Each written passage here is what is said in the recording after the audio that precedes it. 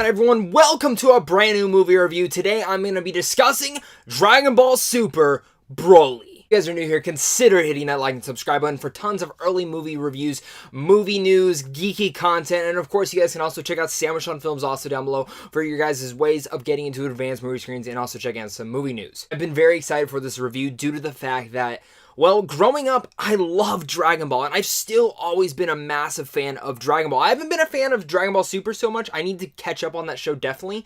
But Dragon Ball Z is like my childhood, like purely my childhood. Every single time it was on Toonami, that's exactly what I was watching. My friends and me were into it. It was one of the first introductions. I remember in first grade, I went over to this kid's house, and he introduced me to the world of anime, and I can always thank him for that. For a while, I've actually wanted to talk Dragon Ball on this channel, and even talk anime in general over on this channel. My childhood on Toonami was Dragon Ball, One Piece, Naruto, and Zatch Bell. Mostly Naruto and Dragon Ball really being the two core cruxes of my childhood. A lot of you guys are probably saying, oh, well, this guy's only in the mainstream anime. Not actually. I'm just... That's what embraced me and got me into the world of anime and wanted me to love every aspect and appreciate it for what it is, and even the different types of animation. I think this is the most underrated genre of filmmaking. With all that said, Dragon Ball Super Broly is a film that I was really excited for. One, being, again, a big, massive Dragon Ball fan. Two, I love Broly, and I've always wanted him to become back into the canon. The creators bringing him actually into the canon now,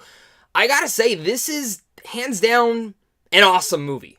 And I'm saying this purely as a Dragon Ball fan, but also watching this movie, it's not just a pure enjoyment of it being a Dragon Ball fan, but you can also enjoy this film as a casual fan. I think a lot of the reason that it is that way is because this is actually a very well-made movie. The director who's tackled this film actually has never tackled any Dragon Ball properties before. Maybe he has, but on his IMDb, I don't see anything on that category. But the guy really directed it with style and with flair, and something that feels like it's in the Dragon Ball universe, but also into a different type of style. And it would be very hard for me to see any Dragon Ball fan or even casual or hardcore walk away from this film feeling disappointed. From the start to finish, there actually is a whole story and character arcs throughout the whole movie. It doesn't just feel like a one-off or a one-note thing that we're putting in here to show the story, but it really does leave open the world for more movies like this. And I'm actually curious to see if they'll pursue it more within the movie franchise or go back to having a TV show. Super was canceled, but again, I would actually prefer him to go more into the movie limelight, because the audience, I went 9:45 a.m. this morning, and my audience was sold out. This theater was packed. Still massive. And you could feel the energy of massive Dragon Ball fans being all in there, wanting to unite and have fun watching this movie. In fact, saying this film is very well made. Again, from the direction in here, where it has a story, it has a beginning, and it has an end. And the beginning of this film really sets up, we don't see Goku or Vegeta probably for the first 30 minutes. We don't see them. And I'll be honest, I was like, whoa, wow, they're going way back. But they're telling a story.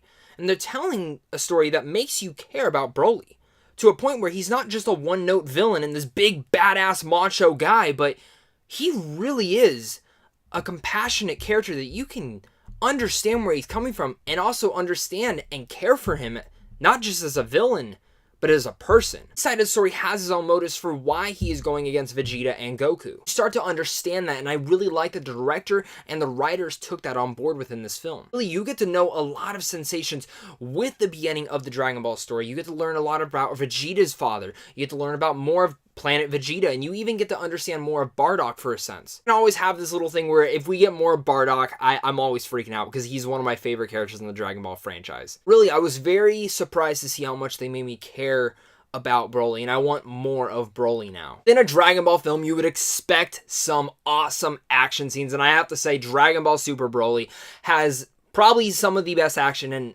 ever seen in any of the Dragon Ball stuff.